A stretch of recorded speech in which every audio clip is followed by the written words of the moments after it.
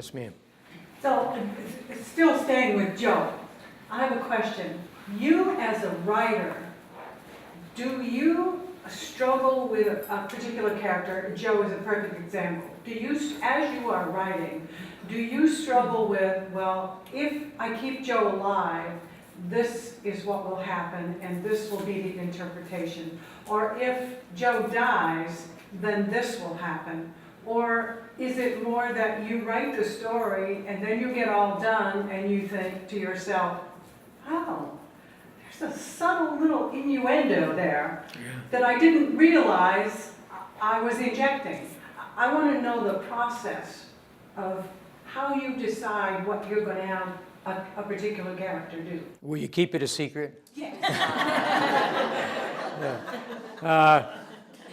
The answer is all of those things, because when I thought about Joe, I knew I wanted to have Joe die.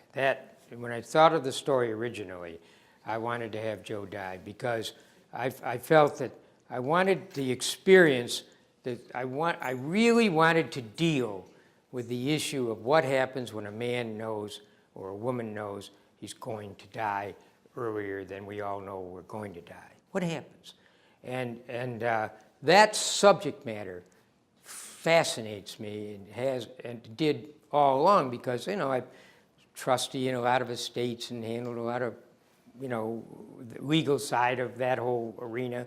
Then I watched what happens when your client does die. And when I was just starting to practice, I had a neighbor who was a very vibrant guy, and sales manager kind of guy, and everybody loved him.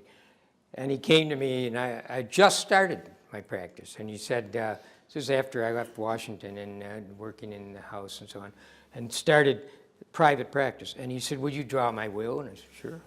And he said, well, I'd like you to be trustee in my estate. I said, fine.